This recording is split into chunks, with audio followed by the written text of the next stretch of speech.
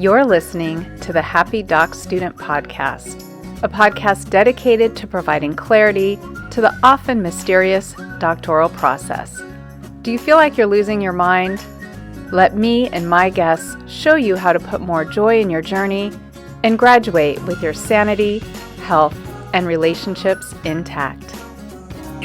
I'm your host, Dr. Heather Frederick, and today I'm chatting with Dr. Lauren Saunders. Laura is the Vice President of Editing and Research for Dissertation Editor, where she previously served as an editor and managing editor. She earned her master's in Irish literature from Trinity College, Dublin, and her PhD from the University of Denver. She recently co-published a book, PH Done, a professional editor's guide to writing your doctoral thesis and earning your PhD, and I am very much looking forward to discussing one of the last chapters in that book and a topic I get frequent questions about, which is why should I publish my dissertation and how should I go about doing that? Lauren, welcome to the show. Thank you so much for having me, Heather. Why don't we spend just a few minutes with you sharing how you got involved with Dissertation Editor? Yeah, absolutely. So that kind of starts with my whole progress through higher education. So I started off in undergrad majoring in dance and creative writing.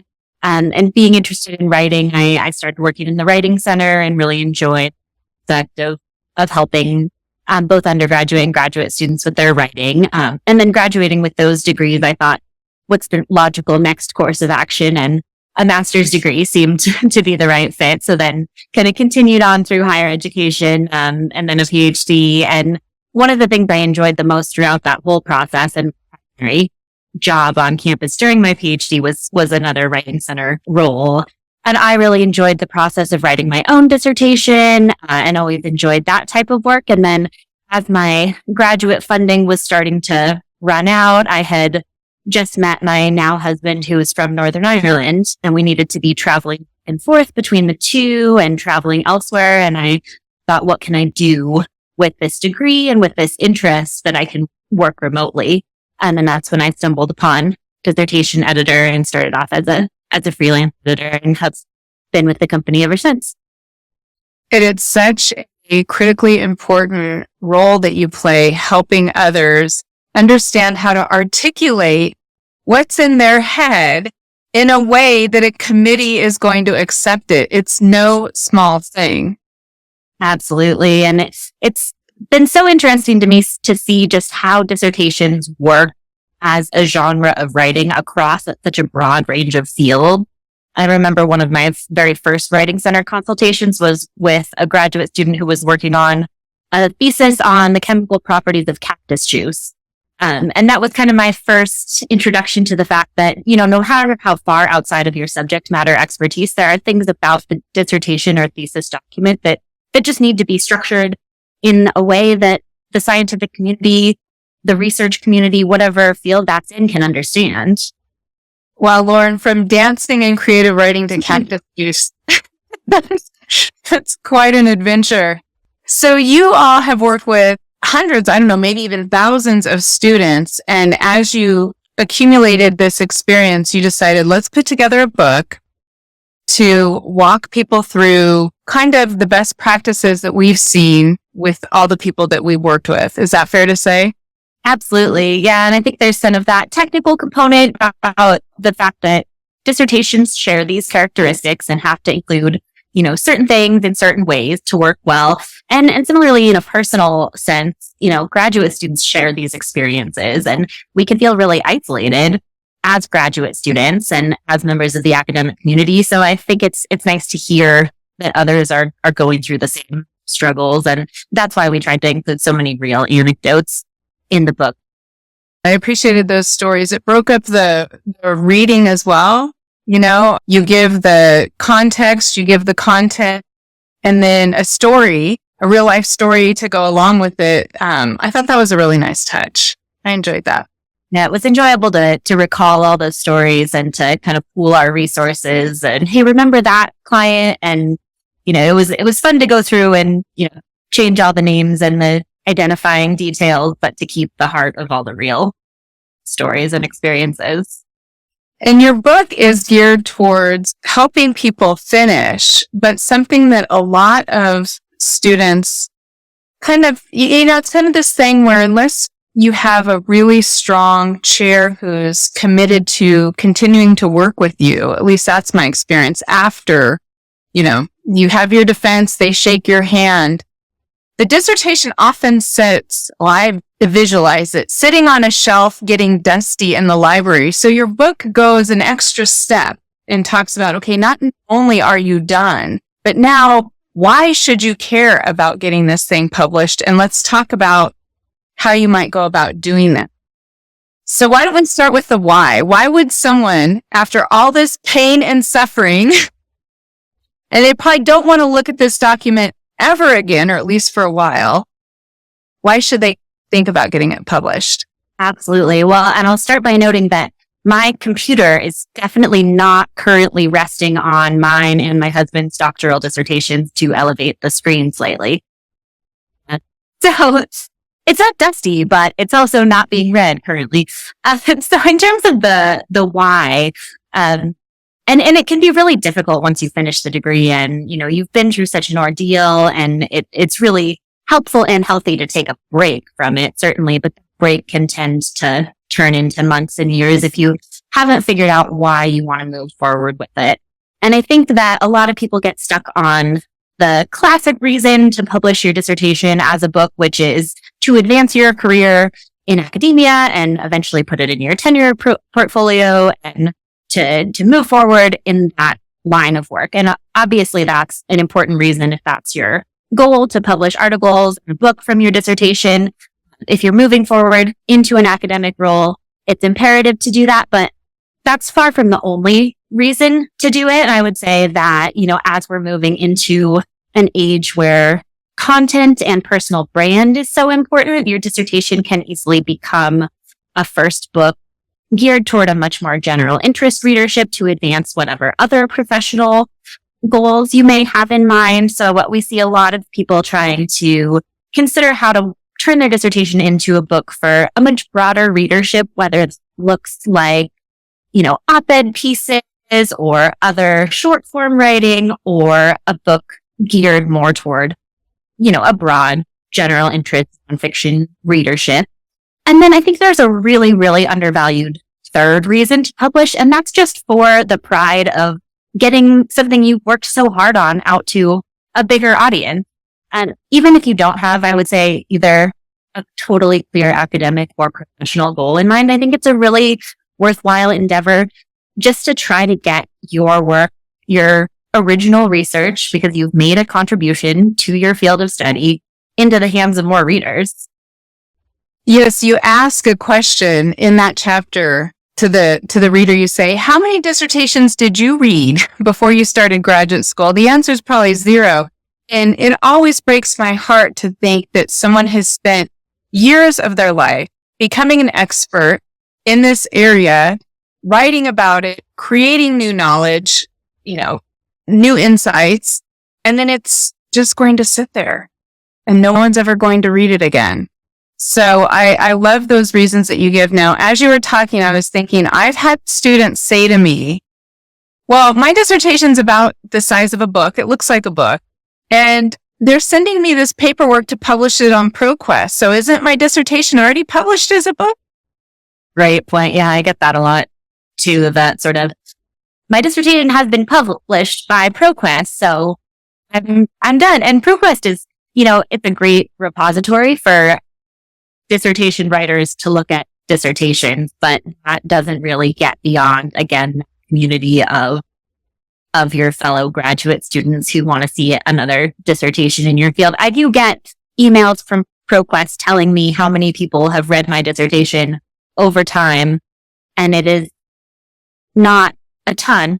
So as a book, it could certainly get much further than via ProQuest. And there's such a difference between what you can do in a book and a dissertation as well. Of course, there's so much in the dissertation form that is specifically geared toward exactly the path through a PhD and the information you need to provide, what you need to show you understand about how your work fits into the scholarly community, that you can take out a lot of the material that isn't necessary for a book. You can add back in so much personal experience and anecdote that, kind of underlines the reason you wanted to undertake the research in the first place. It can be a really fulfilling, I find, experience for those who turn their dissertation into a book. And as you're talking, I'm thinking, or I'm hoping the listeners are hearing, you don't just take your dissertation and say, okay, it's done. My committee signed off on it. Now let's just publish it as a book, right? There's work to be done. Exactly. Yeah. Any form you take, and we can talk through some of the differences between, the different forms it can take, this progression from dissertation to other published piece of writing. But no matter which one it is going to be a very different text than the one you submitted to your PhD. And, again, that's in part because a dissertation has to do such specific things. I mean, the way you talk about, say, your methodology, if you're doing a qualitative study, you're going to be citing Creswell and all these, foundational qualitative theorists.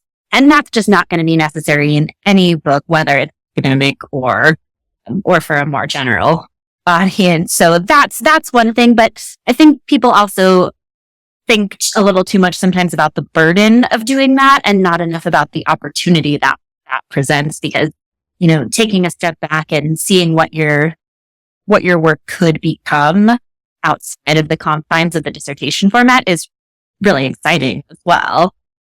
And I think that's such an important point. I just interviewed Dr. Paul Shaw, who got his PhD in music, and he talked about turning that into a book. He got a publisher and really explained, the dissertation had to be so specific and you have to write within these confines. And now you've got this freedom. You've already done all the research. The hard part is really over. Now there's work to be done for sure. It's going to take some time, but now this is when you get to really be creative and really express yourself. And like you point out in the book, find your voice, because often your voice gets lost after so many revisions through different committee members' comments. Absolutely. Yeah. Ultimately, you need to please your advisor first and foremost to get the degree. And that can lead to, needing to work to exactly their writing standards as well as, their supervision of your content. So it's really nice to be able to think, how did I originally want to write this? What are the parts? And especially those more personal details that are, superfluous to a dissertation, but that really made up the reason you wanted to start the research. Those are exactly the things that can come into the book. And I love this idea of publishing as a book. I didn't do that. 25 years ago, it was all about publish in the top tier journal articles so you can get that on your CV, right? So you take your dissertation when you're done. You do give yourself a little break. That was okay. But yeah, more than about 3 months go by and your advisor's, reading your phone going, what's happening with that article? You could break it up maybe into multiple articles and start that process of turning what is usually more than 100 pages into something a fraction of that. In preparation for this podcast, I went back. I'm like, how long was the dissertation anyway? How long was the journal article I published? My dissertation was 248 pages and the journal article I published was 24. So there's a lot of slicing and dicing that happens when you're taking this tome of a work and revising it to be publishable in a journal article. Definitely. And that's, I would say, one of the most important first steps to take is deciding article or book or both. And it's very field dependent, of course. So, you want to be looking at what your colleagues in your field are doing. And of course, again, with goal in mind, is it academic or is it industry or is it something else? But you can also think about it in terms of the exigency and quickly you can do something.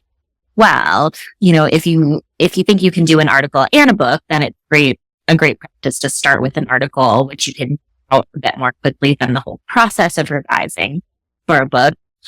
I would say another first consideration is, whether your dissertation is traditional 5-chapter format based around a specific research study or whether it's a little bit more of a thematically structured dissertation, something more in the humanities, like mine was very much based around the literary texts I was working with, which made it lend itself even more easily to separate chapters just became separate articles. If it's more that 5-chapter format, sometimes then it's more this whole thing gets condensed into an article that takes that same format. So looking at the dissertation as a whole and then thinking, what's the next step and then what's my ultimate? And are those the same thing, or how many pieces of writing does this become? And while I'm thinking of it too, if you're thinking of the book being a long-term goal, you want to think about how much of it can have been published elsewhere. First, some academic presses will want only a certain percentage of it to have been published as articles in advance of that. So a consideration as well.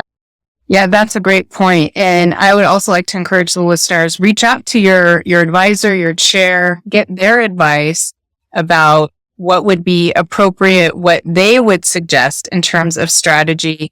I know for me in my department and in my field at the time, it was pretty typical that your chair would become second author on the article. But as part of that, they really mentored you through the process of getting published in a top tier journal because it's often not straightforward. There are often revisions. You're used to revisions now, but there are often revisions. There can be rejections, and you have a story about that in the book. So is that still happening nowadays? You work across so many disciplines where students or recent graduates, I should say, are working with their advisor on a publication. Yeah, absolutely. And I would say that's pretty field dependent as well. I would say the more science-based the dissertation, the more likely it is to take that form of advisor becomes second author on publication. But across fields, I would say, depending on how your relationship with your advisor was, there should be at least someone on your committee that you could discuss this with. I would say I see a lot of people speaking to colleagues in their department and members of their committee and being put in touch with somebody that they know at a specific journal or a specific press who can, at the very least, put them in touch with the right person at that organization. So I think it's absolutely always worth reaching out to your advisor and or other members of the committee in your department to see what introductions they can make and what advice they can offer as well, since they're very familiar with the document, but not quite as intimate with it as you are as its writer. So they have a little bit more clarity as to, what can this become?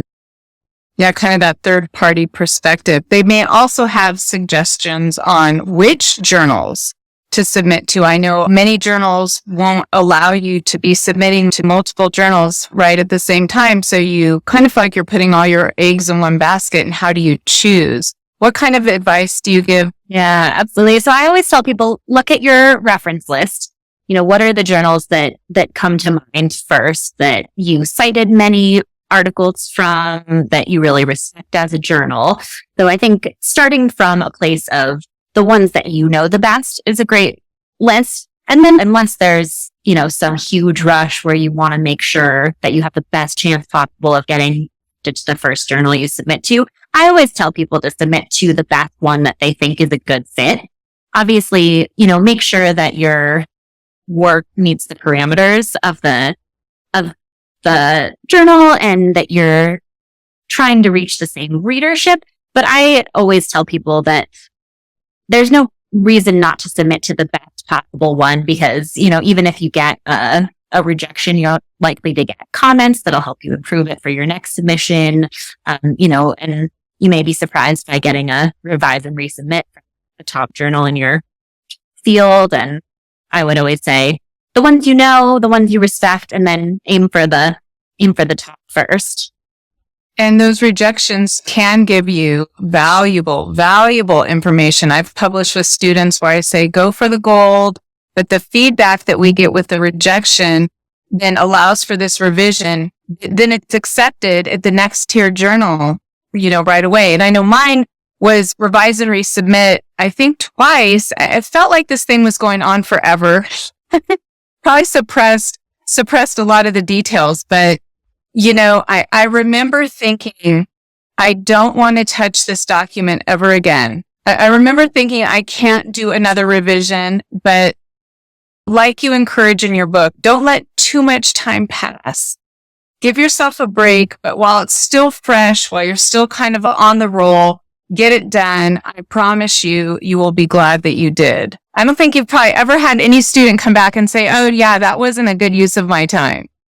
No, never. Absolutely. And it's so important to find that balance. Like you gotta rest a little. You've got to get a little bit of clarity, but the longer you wait, the harder it is to go back to it as well. And, it can feel like a lot of time waiting a few months for a journal to get back to you, but those months will pass whether your dissertation is gathering dust on the shelf or propping up your computer for a Zoom meeting or being put through a peer review process with the end goal of being published.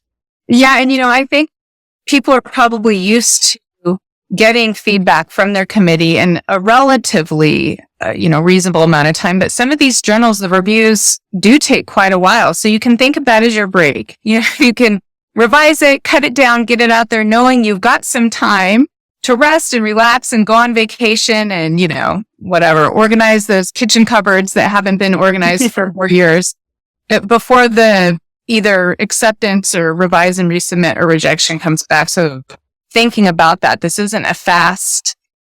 If it is fast, they should probably be wary, right? There are some companies out there wanting to capitalize on recent graduates who want to publish their work. Do you want to say a little bit about that?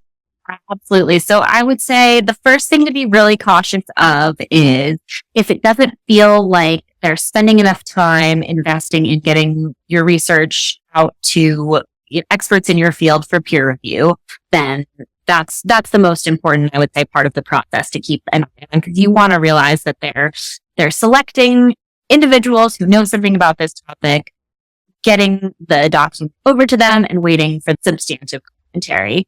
I would first keep an eye on what the peer review process looks like.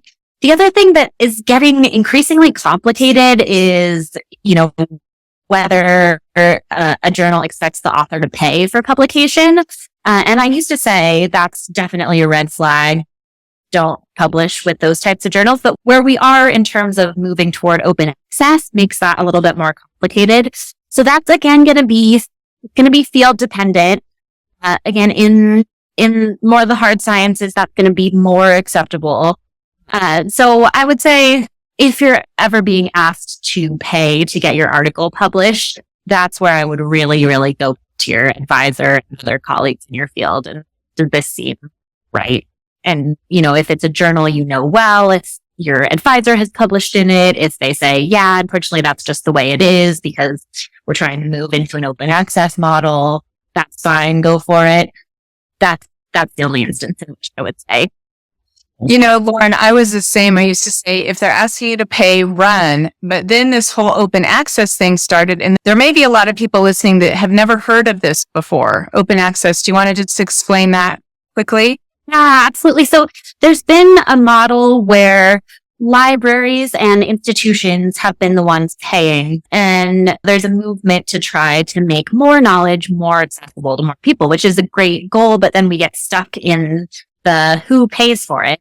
And I think some of the big open access publishers, their goal is that the institution that is supporting the scholar is the one who's going to pay for that research to be conducted and published. But we're kind of stuck in a middle ground in some instances where the library who wants to have the published article isn't prepared to pay. The institution who supports the scholar isn't prepared to pay. And so the poor scholar gets in the middle who, wants or needs the publication. There are, huge pros and cons to it. Ultimately, the goal of making knowledge available to more people is great, but I think we're stuck in a little bit of a tricky period where, yes, but who pays for that to happen? So it is possible that you're going to be accepted to a completely legitimate journal, but they may be asking you to pay, just like Lauren suggested. Ask your network, ask the people you know, love, and trust if this sounds like the right decision for you, and go from there. As long as, if you've got a senior scholar in your field saying, yes, that's fine, then that's what I would consider it. It's not going to be worth it if your advisors and those you trust and say no. Lauren, I want to thank you for coming on today and talking about why a recent graduate should want to publish their dissertation and some of their options. But before we wrap up the episode, I want to ask if you've got a favorite quote or some final words of wisdom that you want to leave with the audience. So I would say, and I believe it's in our book as well, the absolute best piece of advice I received pre-graduate school was from one of my favorite undergraduate professors. And when I told him I was applying to graduate school, he said, great, but make sure you feel like you're living your life while you're in graduate school. If you feel like you need to wait until you finish this degree for your life to start work.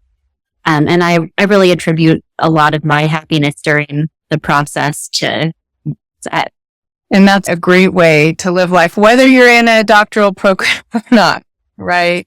I'll make sure in the show notes that people have all your contact information as well as the contact information for Dissertation Editor, who you do offer a service of helping recent graduates turn their work, their scholarly work, into either books or articles. We do, yeah. And we tailor that to the individual's goals, and we have a really strict academic integrity policy. So we'll ask first, where they want to publish. If it's for tenure track, we'll offer editorial support.